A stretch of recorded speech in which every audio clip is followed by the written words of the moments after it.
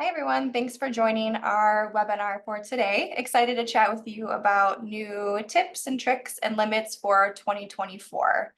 Just a couple of things before we jump in on today's topic. We are recording this session and we'll be sending out a copy of that next week. So be sure to check your email if you would like to watch it again. And then we also have a lot to cover today. So if you have any questions, feel free to call us or email us or stop in after this presentation. We're happy to chat with you. You can email us at info@emerj360.com or call us at 608-860-6040. Looking forward to our presentation today. And again, let me know if you have any questions. Feel free to call or email after this presentation. My name is Heather Jordan. I'm the Managing Director for TrustPoint's Emerj360 division, excuse me. I manage the team and I'm also a CFP or Certified Financial Planner. I do all of the financial planning for Emerj360 clients and TrustPoint clients as well. Brett Sibian is also part of the Emerj360 team. He is our financial coach. If you are a plan participant in one of our 401k plans, you've likely seen one of us or both of us. We both focus in financial education and financial wellness. Before I begin, I just want to cover who Emerj360 is and who TrustPoint is as well. So if you don't know, Emerj360 is a division or department within TrustPoint. We launched back in 2021 and we service clients with relationship sizes of 50,000 to $1 million. As a part of TrustPoint, we still have the same fiduciary standards, still that same kind of company history as well. We celebrated as a company, TrustPoint did, our 110th anniversary last year. So been along for quite some time, always doing work in trust and estates. We have investments and wealth management that we do. We administer about 200 different 401k plans. We also work with foundations, nonprofits, have a family office, and then again, most recently opened Emerj360 a couple years ago. We are headquartered in La Crosse, Wisconsin, but also have an office in Minneapolis and Eau Claire. Across all of our 401k accounts, individual accounts, we manage $7.5 billion. Why I like to point that out to people is because we are big enough to have many different services, departments, a lot of expertise on staff, but still small enough to be able to provide kind of that personalized service for a lot of our clients. We have about 1,200 different client relationships and about 3,800 separate accounts. And then that's in addition to our 200 401k plans that we administer. So today the plan will be to cover the new limits for 2024, new numbers you should know, be aware of as you go into this next year for both 401ks, IRAs, HSAs, and things like that. And then a couple New Year tasks you should think about as you try to get your financial plan in line for 2024. So first off, we're going to cover new limits for 2024. So every year there are new limits that come out for how much you can contribute to your 401k. For 2024, if you're under age 50, that amount is $23,000. And if you're age 50 and over, there is a catch-up contribution. So the total amount you could contribute for 2024 is $30,500. That's the amount that you can put in. That doesn't include what your employer puts in if they contribute to the plan. So that's what you can put in. And then I always recommend people put in a percentage of their income instead of a flat dollar amount.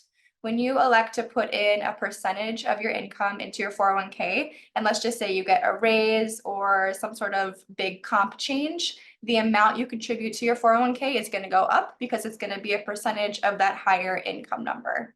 If you just put a static, let's just say $100 a paycheck into your 401k, if you get a pay raise or pay change, that $100 is going to stay the same. So double check that you're contributing to your plan. If your employer provides a match, contribute enough to get that match, and then really try to contribute a percentage instead of a flat dollar amount. If you're looking for kind of an industry standard for how much you should try to contribute to the plan, that we tell people is between 10 and 15% of your income annually to add to your 401k.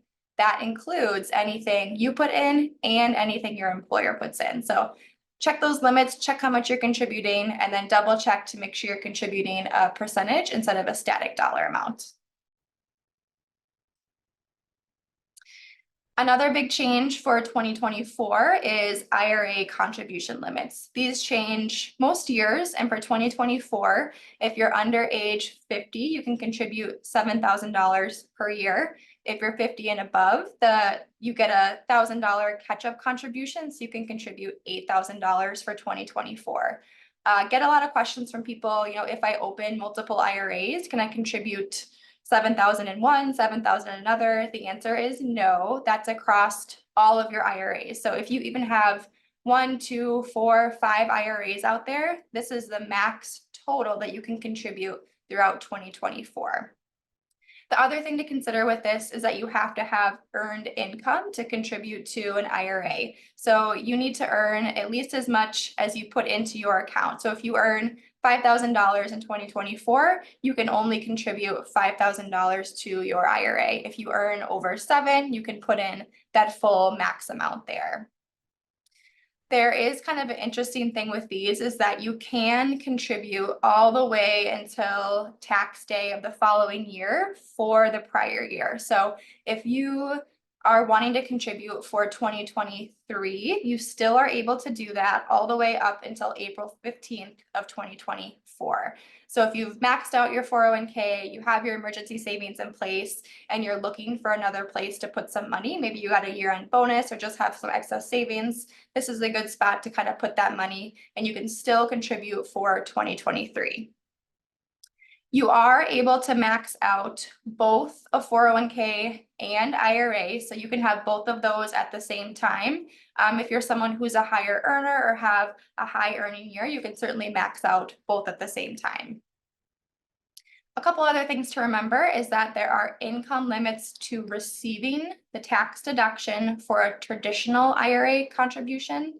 And then there are income limits for contributing to a Roth IRA. And we're going to go over those income limits on the next couple slides. So Roth IRA, so every year the income limits change, and if you make over X amount, you cannot contribute directly to a Roth IRA. For 2024, for married people filing jointly, this range is $230,000 to $240,000. If you are in this tax filing status and make less than that 230, you're able to max out that Roth IRA as long as you have earned income. If you're over the 240, you are not able to directly contribute to a Roth IRA. If you're in between, there's a formula to figure out how much you can contribute. Your financial advisor or CPA can help you figure out what that amount would be. If you are a single filer or head of household, the range is a little bit less. It's $146,000 to $161,000. Again, same principles. If you earn less or more, apply to this category as well. One thing that might be beneficial, let's just say you make over these income amounts, but you still want to contribute to Roth, you still are interested in that option, is you can do something called a backdoor Roth contribution, and that would be for an IRA. Essentially, the way that that would work is you would have both a traditional IRA and a Roth IRA. You would make a non-deductible contribution to the traditional IRA and then immediately convert it to that Roth IRA. So you're going to pay the tax on it. That's kind of a backwards way of getting funds into that Roth IRA. This option may not be available forever. It's come up, in legislation. So should this end? Should this continue? So if you're interested, let us know. This is definitely something we can help with both in Emerj360 and at TrustPoint. There are different limits for traditional IRAs for being able to take the tax deduction for contributions.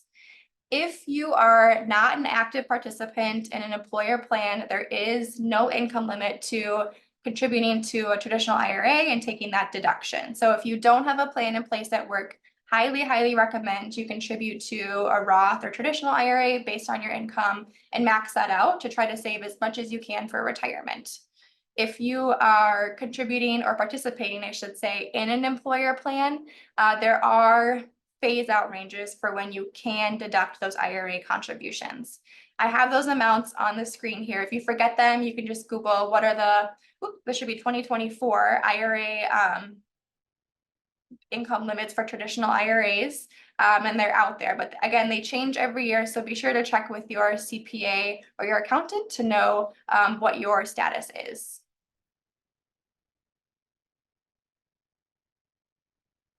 Another figure that changed for 2024 is HSA. So an HSA is a health savings account. This is only available for people who are participating in a high deductible healthcare plan. So typically when your employer does open enrollment for your healthcare plan, you'll know if you have a high deductible plan or not, and then if an HSA is offered or not. Not every company offers this, so check with your HR department if you have questions and you're wondering if it's offered through your employer. Essentially, with this HSA or health savings account, there's a triple tax advantage. So you get tax-free contributions, so contribute to it tax-free. You get tax-free growth, and then tax-free distributions when they're used for qualified medical expenses. If you are someone who has a high deductible healthcare plan, I highly, highly recommend you contribute to an HSA. The really nice thing about this is that you don't ever lose the funds. So some other accounts, if you don't use them by year end, they go away. This is not the case. You can fund this every year, even if you don't use it. It's a really good way to save for if your kids need braces later on, if you know you're going to have some major health expense coming up, or if you just want to kind of stack some money away to cover your deductible, out-of-pocket costs, things like that, this is a super good option. If you are under age 55, the amount you can contribute for 2024 is $4,150. If you are a family, you have a family high deductible healthcare plan, you can contribute $8,300. Those total amounts include what you put in and what your employer puts in. So some employers contribute to HSAs for their employees. So you got to make sure if your employer is doing that, that you don't go over those maximum amounts because those are combined, again, employer and employee. If you're over age 55, there is a catch-up contribution, so you can contribute an extra $1,000 to this account, both for the self-only high deductible healthcare plan and the family plan. So again, these don't go away at year end. They keep with you if you change jobs, they keep with you over years, the money doesn't go away. So highly recommend you contribute if you're enrolled in a high deductible healthcare plan. Another limit that changed for 2024 is gifting. So if you don't know, every year you can gift an individual a certain amount of money. And if you gift them more than that, you have to file what's called a gift tax return. Last year it was 17,000, and in 2024 it's 18,000 for an individual and 36,000 for a couple. So for example, if I wanted to give everyone on this call $18,000, I could, and I would not have to file a gift tax return. If myself and my spouse wanted to gift everyone on this call 18,000, we could give each individual 36,000. So it's per individual that you're giving to and per person. A couple little tweaks to this is that there is unlimited gifting to your spouse. You can give your spouse more than that 18,000, more than that 36,000, or to qualified charities. So if you're really into a specific charity, a nonprofit, there is no limit on how much you can give them without having to file that gift tax return. Something else I wanted to bring up is that there is a current lifetime exemption. And what I mean by that is it's a number of how much you can gift to people or leave to people by the time you pass. And if it's over that amount, you owe some tax on that. As it currently stands, the amount is 13.6 million, so super, super high. But the interesting thing is that number is set to sunset or end at the end of 2025. And it's likely to drop down to about half, so about $7 million. If nothing changes in legislation, this will happen. Who knows if something's going to pop up before then, but if you're someone who has an estate around that 7 million, 10 million, 13 million, now is a really good time to talk with your financial advisor, your estate planning attorney, to see how you can kind of create trust or do different things with those assets. So those are the new numbers for the new year for 2024. Those are the most popular ones that we see with people. If you have any questions again on any other numbers or changes for 2024, feel free to let us know. Next, I'm going to hop into New Year's tasks. So we're a few weeks into the New Year's, but there is some things to think about and things you should be working on as you think about your budget, your savings, spendings, all of that. So the first question that I ask my clients when I do financial planning is, what's your budget? Do you have a budget? People tend to not keep a budget because they just use their credit card or they just use cash and they don't really know what's coming in and what's going out. And it's really, really hard to make a plan if you're not aware of what that looks like for you. So highly recommend every January you sit down with your spouse, partner, whoever you share finances with and create this budget. You can use Excel, that's what I do. You can also write it on a sheet of paper. I always joke that I've had people write it on a napkin. So whatever works for you is great as long as you kind of have that plan in place. If you Google how much should I spend on housing versus clothing versus savings, you're going to get a ton of different answers. But this is just kind of a general guideline of things to think about as you're creating your budget. So this is called the 50-30-20 rule. This is where 50% of your budget is spent on needs or allocated to needs. 30% is allocated towards wants, and then 20% is allocated towards savings. It's not, perfect. It doesn't have to be exact, but just gives you general guidelines of things to work towards. If you sit down with your spouse, make your budget, and let's just say you're spending 50% of your budget on wants, that's probably a time to take a look to say, how can I allocate more towards needs? What can I cut back on to make sure to increase my savings?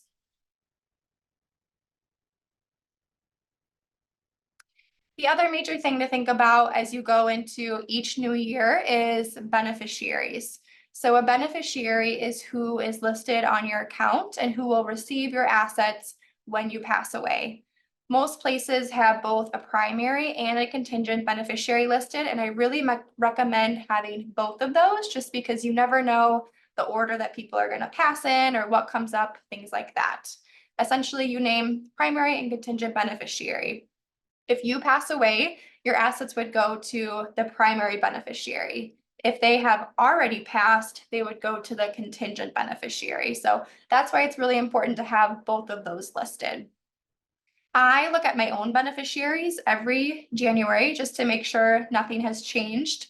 If you get married, if you get divorced, if you have more kids, maybe you have new important people in your life, those are all really good times to take a look to make sure your beneficiaries are who you want to receive your assets.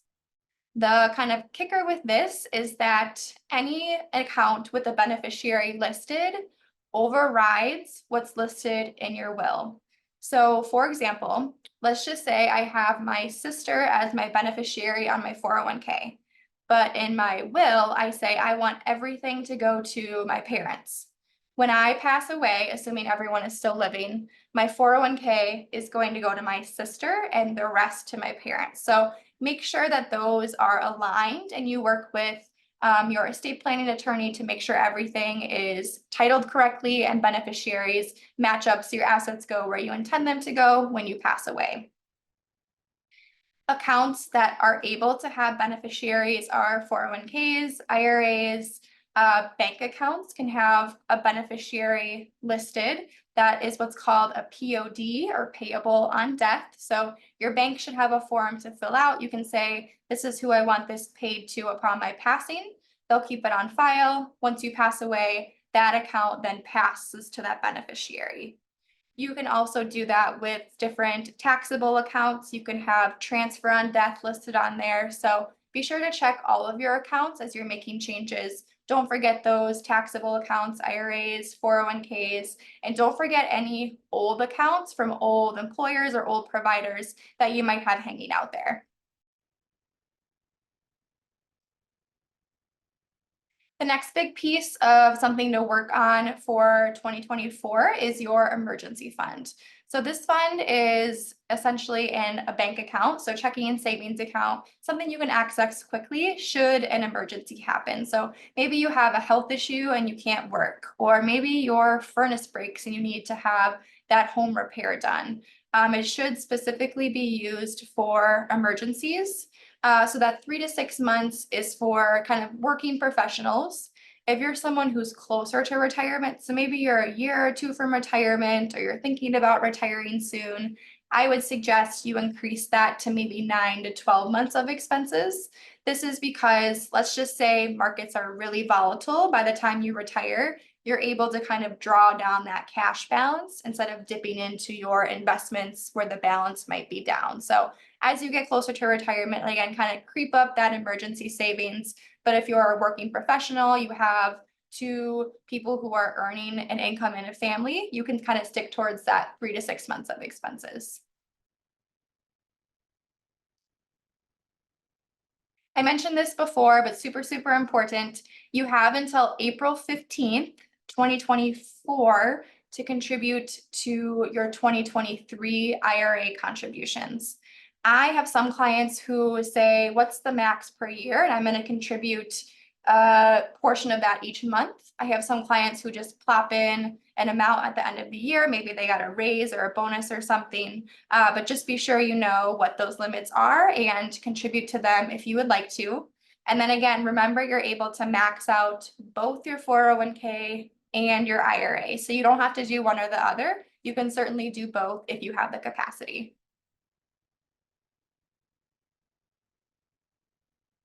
And then increase your retirement savings. So maybe you got a raise at the end of 2023. Maybe you had a car payment that's now paid off, or maybe you're closer to retirement and now your mortgage is paid off.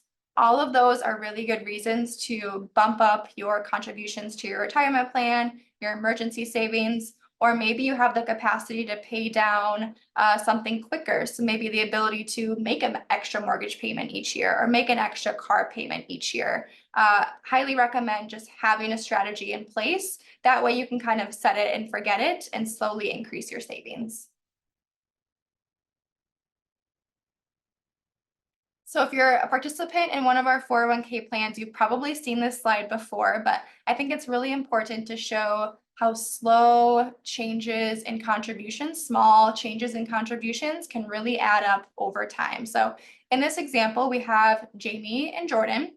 They both work for the same company, earn the same salary, and participate in the same plan starting at age 35. Their company matches 50 cents on the dollar and they earn a 6% a year average on their investments. So individuals are both the same. One contributes 2% of their pay every year and does that for 30 years. One contributes 2% and then slowly increases. So next year, 3%, then 4%, 5%, all the way till 10%, and then sticks at that 10%. I know the numbers are really small on here, but you can see just from the bar chart that there's a huge difference between the ending balances and the individuals. One has 103,000 and one has $430,000. So huge difference, all because of these slow changes over time. So we always say, let's just say you got a 2 or 3% raise at the end of last year. Bump up your contribution to your 401k by 1%, and you're still taking home more than you were before. So any small change can really make a big impact on a plan.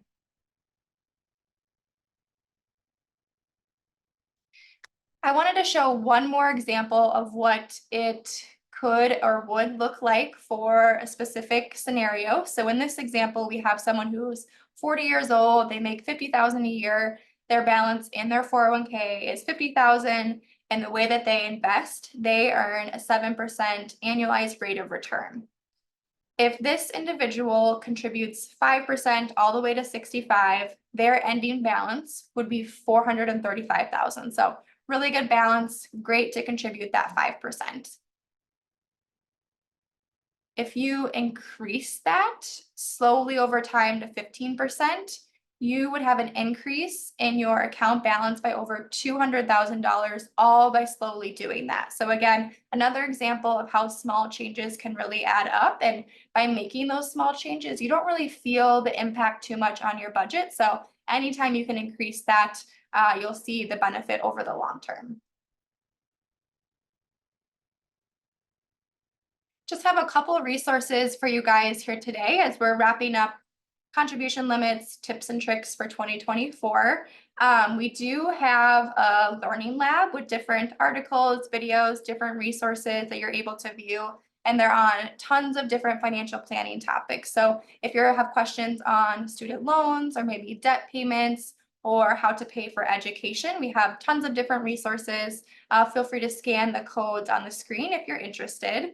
And then we do have a newsletter and monthly news that we do send out on different market updates, kind of where TrustPoint sees markets going. And also we include several different financial planning topics as well. So if you're interested, feel free to sign up for that. Aside from education sessions, Emerj360 does offer an investment management service for clients. As I mentioned before, we service relationships 50,000 to a million, and that could be in IRAs, in agency accounts, revocable trust accounts. These are assets outside of a 401k that you would like help from a financial professional on. We certainly offer that at Emerj360. With this, we do give ongoing and personalized financial planning. So we're able to give specific advice and create a full financial plan for all of our clients. And then we do have that dedicated team of Brett and myself and some really good technology as well. So thank you everyone for joining me today. If you want more information on this or have questions or want to learn more about different topics, feel free to visit our website. It's www.emerj360.com, and you can choose the Learn tab from the top menu, and that'll take you to all of our videos and articles. We also invite you to follow us on social media so you can see different topics and insights that our team has as well. Again, if you have questions, comments, things you're wondering about your specific situation, feel free to call us or email us, and we're happy to help. Thank you all for attending today and have a great day. Thank you.